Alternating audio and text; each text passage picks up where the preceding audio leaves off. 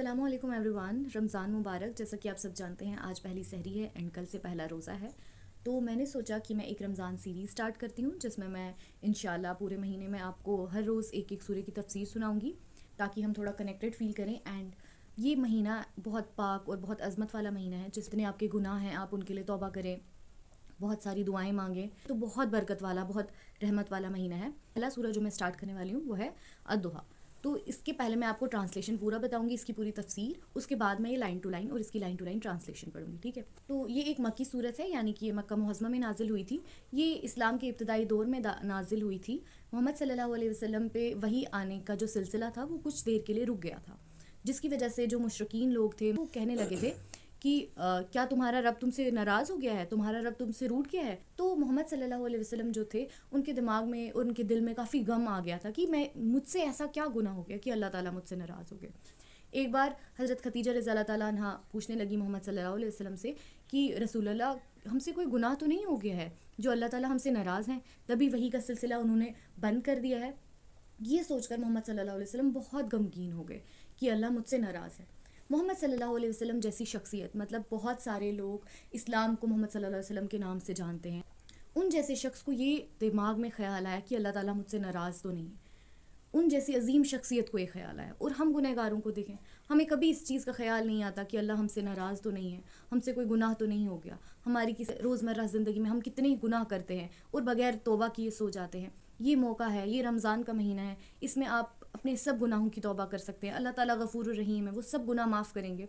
جیسا میں آپ کو ایک قصہ سناتی ہوں کہ ایک بار ایک شخص تھا، وہ گانا گاتا تھا اور اسی سے اپنی روزی کماتا تھا۔ اس کے آس پاس کے لوگ تھے، وہ سب اسے سمجھانے لگے کہ گانا گا کے اپنی روزی کمانا اچھا نہیں ہے، تم توبہ کر لو، کوئی اچھا کام شروع کر لو۔ لیکن وہ نہیں سنتا تھا اور اللہ تعالیٰ کی نافرمانی ایسے ہی کرتا رہا۔ اب وہ بوڑھا ہو گیا، لوگ اس کو سننا پسند نہیں کرنے لگے اور اس کی روزی روٹی کی جو ذریعہ تھا اس کی آواز، اس کی وجہ سے اس کی روزی روٹی بند ہو گئی۔ اب وہ ایک کھیت میں بیٹھ کر بہت رو رہا تھا کہ اے خدا، تیرے بندوں نے مجھے بہت سمجھایا کہ یہ کام نہیں کر، اللہ تعالیٰ کی نافرمانی مت کر، صحیح راستے پر آ اور اچھی چیز سے اپنی روزی کما، لیکن میں نے ان کی ایک نہیں سنی۔ لیکن اللہ، میں نے انہی نیک بندوں سے یہ بھی سنا ہے کہ تو غفور الرحیم ہے، تو سب چیزوں کو معاف کرنے والا ہے۔ اے خدا، میں تجھ سے معافی مانگتا ہوں، مجھے تیری سخت ضرورت ہے، میری روزی روٹی بند ہو گئی ہے، میرے پاس کوئی ذریعہ نہیں ہے پیسے کمانے کا۔ وہ بہت رو رہا تھا اور اسی سمے حضرت عمر رضی اللہ تعالیٰ عنہ وہ سو رہے تھے اور ان کے خواب میں آیا، یہ اللہ تعالیٰ نے بولا انہیں کہ میرا ایک دوست ہے جو ایک کھیت میں ہے، اسے جو بھی چاہیے اسے دے دے۔ اللہ تعالیٰ اسے بولتے ہیں کہ میرا ایک دوست ہے۔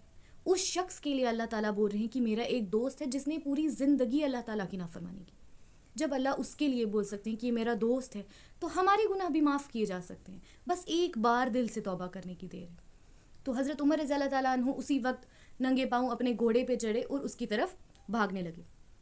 اب حضرت عمر رضی اللہ تعالیٰ عنہ جو تھے وہ کافی غصے والے شخص تھے۔ جیسے ہی اس بزرگ نے حضرت عمر رضی اللہ تعالیٰ عنہ کو اپنی طرف بھاگتا ہوا آتا دیکھا، وہ بھاگنے لگا کہ شاید مجھ سے کوئی غلطی ہو گئی ہے، اب میں بچنے والا نہیں۔ حضرت عمر رضی اللہ تعالیٰ عنہ نے پیچھے سے آواز لگائی کہ رکو رکو، میں خود نہیں آیا ہوں، مجھے کسی نے بھیجا ہے۔ تو یہ بزرگ شخص پوچھنے لگے کہ آپ کو کس نے بھیجا ہے؟ تو عمر رضی اللہ تعالیٰ عنہ کہنے لگے کہ جس سے تم ابھی تک باتیں کر رہے تھے۔ مطلب اس چیز سے ہمیں یہ پتہ چلتا ہے کہ آپ چاہے دنیا کے کسی بھی کونے میں ہو، ضروری نہیں ہے کہ آپ جائے نماز پہ ہو اور آپ دعا کر رہے ہو تب ہی اللہ آپ کی سنیں گے۔ آپ چاہے کسی بھی حالت میں ہو، کسی بھی وقت ہو، بس ایک بار دل سے خدا کو یاد کرو، وہ آپ کے سب گناہوں کو معاف کرے گا۔ اور رمضان کا اتنا برکت والا مہینہ ہے، اس پورے مہینے کو یوٹیلائز کرو۔ اللہ تعالیٰ نے جب دیکھا کہ محمد صلی اللہ علیہ وسلم کافی پریشان ہیں اس چیز کو لے کر کہ وحی کا سلسلہ بند ہو گیا ہے، کیونکہ لوگ انہیں بولنے لگے کہ اللہ تعالیٰ پہلے تم سے راضی تھے، تم پر وحی بھیجتے تھے، اب وہ تم سے ناراض ہو گئے ہیں، اس لیے انہیں وحی کا سلسلہ بند کر دیا ہے۔ اور محمد صلی اللہ علیہ وسلم یہ سوچتے رہے کہ کیا پتہ مجھ سے کوئی غلطی ہو گئی ہے، کیا پتہ اللہ تعالیٰ مجھ سے ناراض ہو گئے ہیں، تبھی انہوں نے وحی کا سلسلہ بند کر دیا۔ تو یہ صورت آئی والضحیٰ۔ اللہ تعالیٰ اس سورے میں فرماتے ہیں کہ مجھے سورج کی روشنی کی قسم ہے اور رات کے اندھیرے کی قسم ہے جب وہ چھا جاتا ہے، نہ میں تم سے ناراض ہوں اور نہ ہی میں نے تمہیں چھوڑا ہے۔ اس سورے میں اللہ تعالیٰ روشنی اور اندھیرے کا ہی ذکر کیوں کرتے ہیں؟ اللہ تعالیٰ نے تو بہت ساری چیزیں بنائی ہیں، اللہ تعالیٰ نے مچھلی بنائی ہے، پانی بنایا ہے، پیڑ بنائے ہیں، کسی بھی چیز کا ذکر کیا جا سکتا تھا، لیکن روشنی اور اندھیرے کا ہی ذکر کیوں کر رہے ہیں؟ اس کو اللہ تعالیٰ وحی آنے اور وحی نہ آنے سے کمپیئر کر رہے ہیں کہ اس کا مطلب یہ نہیں ہے کہ وحی آ رہی ہے تو میں تم سے خوش ہوں اور وحی نہ آ رہی ہے اس کا مطلب میں تم سے ناراض ہوں۔ ایسے ہی یہ نہیں ہے کہ جب روشنی ہے اس کا مطلب کہ میں تم سے خوش ہوں اور جب اندھیرا ہے اس کا مطلب میں تم سے ناراض ہوں۔ اندھیرا بھی ہمارے لیے بہت ضروری ہے۔ اگر اندھیرا نہیں ہوگا تو ہم کیسے آرام کریں گے؟ اگر ہم آرام نہیں کریں گے تو صبح ہم کیسے اپنا کام کریں گے؟ جتنی ضروری ہمارے لیے روشنی ہے اتنی ہی ضروری ہمارے لیے اندھیرا بھی ہے. اسی طرح جتنا ضروری وحی کا آنا تھا اتنا ہی ضروری کچھ وقفے کے لیے وحی کا رک جانا تھا. کہ جو روح تھی وہ اتنا اس چیز کو نہیں برداشت کر پاتی, اسی لیے وہ وقفہ آنا ضروری تھا. اور ایک دوست کیسے اپنے دوست کو مناتا ہے جب وہ ناراض ہو جاتا ہے اس سے دوست, تو کیسے ایک دوست کہتا ہے کہ تمہیں پتہ ہے میں نے تمہارے لیے یہ سب کچھ رکھا ہے, اگر وہ پھر بھی نہ مانے تو پھر کیسے کہتا ہے کہ تمہیں یاد ہے میں نے تمہارے لیے اس دن یہ کیا تھا, پھر میں نے تمہارے لیے فلاں دن ایسے کیا تھا, تاکہ وہ اسے یاد دلائے کہ اس کی کتنی اہمیت ہے اس کی زندگی میں.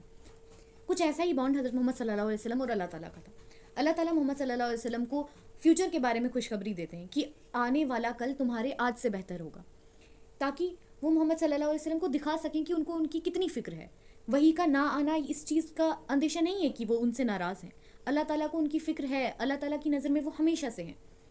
اس ٹائم جیسے میں نے آپ کو بولا تھا کہ وہ اسلام کا ابتدائی دور تھا اور ابھی مکہ فتح کرنا باقی تھا, تو اللہ تعالیٰ انہیں فیوچر کے بارے میں خوشخبری دے رہے ہیں کہ آنے والا دور تمہارے آج سے بہتر ہوگا. یہ اس طرف اشارہ کرتا ہے کہ مکہ فتح ہونے والا ہے.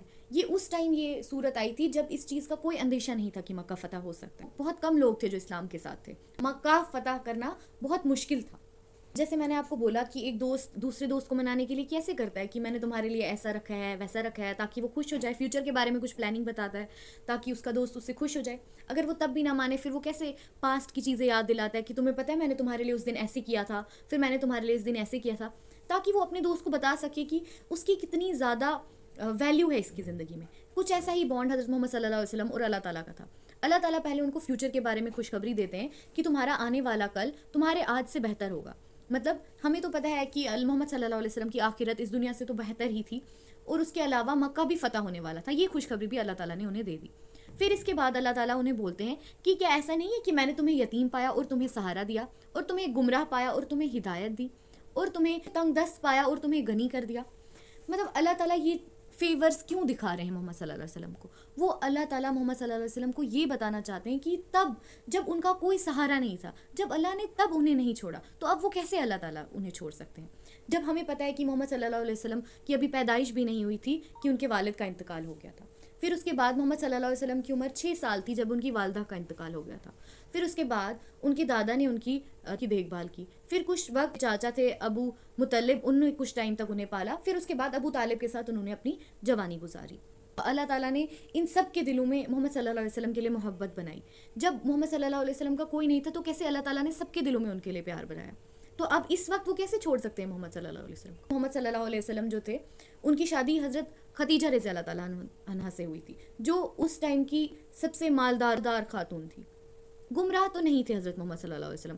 اللہ تعالیٰ جو بول رہے ہیں محمد صلی اللہ علیہ وسلم کو کہ ہم نے تمہیں گمراہ پایا اور تمہیں ہدایت دی, اس کا مطلب یہ تھا کہ محمد صلی اللہ علیہ وسلم کو اسلام کے بارے میں کوئی بھی علم نہیں تھا. محمد صلی اللہ علیہ وسلم کو اسلام کے بارے میں علم اللہ تعالیٰ نے دیا. اس طرح محمد صلی اللہ علیہ وسلم کو ہدایت اللہ تعالیٰ نے دی ہے. اس کے بعد ان ریٹرن اللہ تعالیٰ ان سے کیا چاہتے ہیں کہ کوئی بھی یتیم ہو اسے تم اس کا خیال رکھو, کوئی بھی سائل آئے تو اسے جھڑکو نہیں. مطلب سائل ہم ایک اس شخص کو کہتے ہیں کہ جسے اسلام یا کسی بھی چیز کے بارے میں علم کم ہو. جب وہ تم سے کوئی چیز پوچھنے آئے تو اسے جھڑکو نہیں, اسے آہستہ سے سمجھاؤ.